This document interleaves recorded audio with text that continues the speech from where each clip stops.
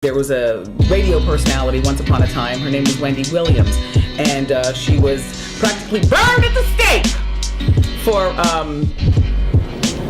talking about such. And now it's all come full circle. Going on here, because in order to climb the ranks like these people do, they gotta get put through stuff like this right here. They gotta be embarrassed. They gotta be humiliated in order to climb up.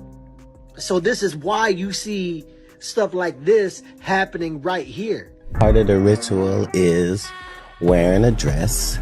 Then we should be able to look through entertainment and see all of these people being made to wear a dress. That's what a ritual is. You know what I mean? Like, whether they're white or black, that doesn't matter. There's not other jobs where this is a requirement. Why is this? Why is this so necessary? Michael B. Jordan's Oscar win has sparked intense debate, with some claiming it was part of a larger humiliation ritual. According to rumors, those calling his win a sympathy award may not be entirely wrong. Word on the street suggests that the alleged racial slur incident at the BAFTA Awards was staged to boost his chances of winning.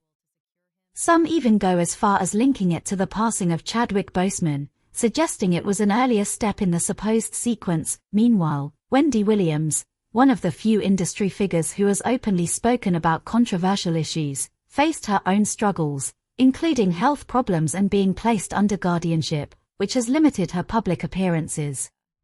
Despite this, some believe she has been closely following recent events and has her own perspective on what happened. For context, Michael B. Jordan became one of the most talked about celebrities online after winning Best Actor at the Academy Awards, beating actors like Timothée Chalamet, Ethan Hawke, Leonardo DiCaprio, and Wagner Moura. Many critics argued that others delivered stronger performances, and even The Hollywood Reporter highlighted Chalamet's role as particularly award-worthy.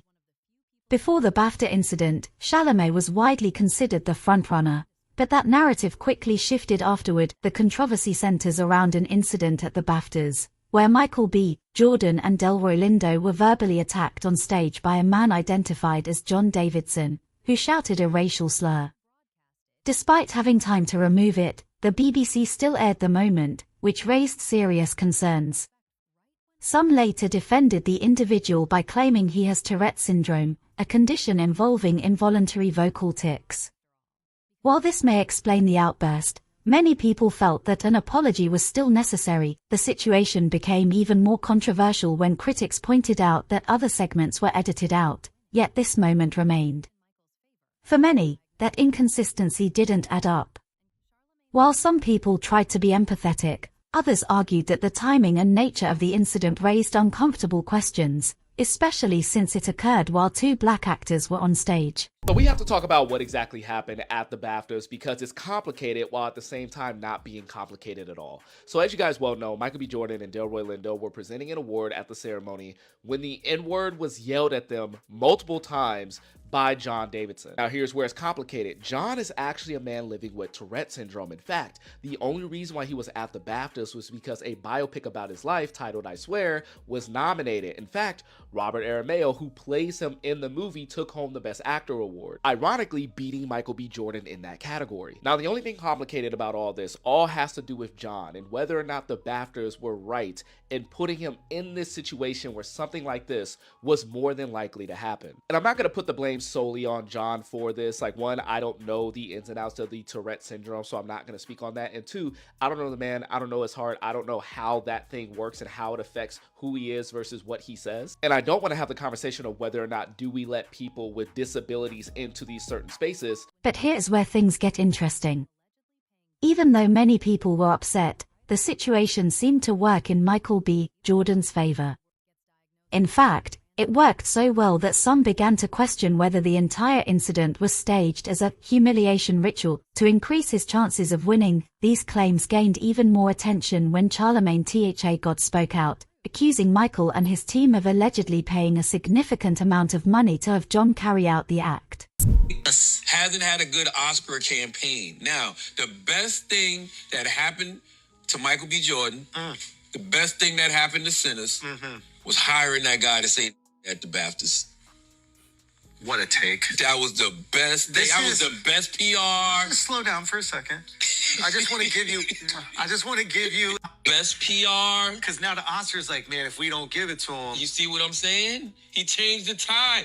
You get the guy. momentum was going with Timmy, It was going with Timmy. You get the plant to go there at the Tourette's joint. and that's why they probably left it in the edit, even though they cut out the other You stuff. see what I'm saying? Yells Now out, he wins the nigga. Oscar. You go take that little BAFTA. Whoever got the BAFTA. Michael. No. He didn't win the BAFTA. Michael won the SAG, which increased his chances of winning the Oscar. Now, I don't know where Charlemagne Tha God got all that information from, but if it's true, then the so-called humiliation ritual clearly worked. Right after the BAFTA Awards, Timothée Chalamet's odds of winning Best Actor at the 2026 Oscars reportedly declined significantly. Another reason some people believe this theory is because several industry voices, including Wendy Williams, Cat Williams, and Dave Chappelle, have spoken about similar claims in the past. Supporters of this idea argue that those who speak out are often criticized or attacked, which only adds to the speculation. Some also point to past examples, claiming that in earlier years certain controversial roles or moments were seen as stepping stones for success in Hollywood. Names often mentioned include Will Smith, Lupita Nyong'o, Halle Berry, and Jennifer Hudson, with critics linking their major career moments to difficult or highly emotional roles. Additionally, Dave Chappelle discussed a related experience during a 2006 interview with Oprah Winfrey, where he described a situation involving producers on a project with Martin Lawrence who allegedly wanted him to wear a dress against his will. I'm a conspiracy theorist to a degree. Like when I connect dots that maybe shouldn't be connected, I don't know. But certain dots, like when I see that they put every black man in the movies in a dress at some point in their career, I'll be connecting them down like, wow, all these brothers gotta wear a dress. This happened to me. And I'm not wearing no dress, man. I'm funnier than a dress. Just give me something funny to say. I don't need to wear no dress to be funny. The director comes, Dave, it really would be great if you wear the dress. Oh gosh, this guy's so difficult. They leave. Now the producers comes, come on, David, would be so great. I mean, and then I started thinking about it. All the comics that I've seen, man, strong brothers, why they be putting us in these dresses? Kevin Hart was later asked in an interview what he thought about the claims made by Dave Chappelle. He responded by saying that he would never wear a dress. However, just a few months later, he appeared on Saturday Night Live wearing a dress and a wig. Dave Chappelle, another great comedian, said that, in the industry, they tried to make him wear a dress. Have you ever ran into that with scripts? And is that something that, you wouldn't do, for I definitely haven't ran into to put on the dress. I mean, you have to have boundaries. You have to have limits that you refuse to cross. I'm a brand. You need to protect your brand at all times. When things happen that can possibly affect your brand, your brand can be diminished. The new pope is 9-year-old Oscar nominee Kavenshané Wallace. Wow. I wore a dress on SNL because I thought it was funny. I made that decision. Nobody made it for me. I am my own boss, said Kevin Hart later. Cat Williams was asked for his opinion on Kevin wearing the dress. He responded that Kevin shouldn't be blamed for the choice, noting that he was just another name on a long list of black male entertainers who have allegedly been pressured into wearing dresses as a stepping stone to reach higher levels of stardom. At the end of the day, Kevin doesn't have to worry about what people are going to say about him wearing a dress because of the long line of dress-wearing people before him. So now we have Big Mama's house 1, 2, and 3. Yeah. I've never seen Medea in a pantsuit. I think she wears dresses. So now I'm saying, why are we picking on poor little Kevin Hart? Because it was his turn next. As for Wendy Williams, she has alluded to these patterns several times, ranging from how some rappers bend, if you know what that means, to get ahead, to how certain celebrities accept demeaning roles because they promise major awards. Since Wendy is still in her guardianship, she can't make public appearances at these events, but that doesn't mean she isn't watching. Word on the street is that she followed everything that happened, and she believes Michael B. Jordan's Oscar win was essentially a reward for humiliating himself. Now, I don't know about you, but Wendy has been in the industry for a long time and understands exactly how these things work. I'm inclined to take her word for it, at least until she's back on TV to explain her perspective in full. In the meantime, people online have shared their opinions. One person wrote, "They gave Michael B. Jordan that Oscar because that Tourette's white guy shouted the N-word at the BAFTAs, and this is their way of saying sorry."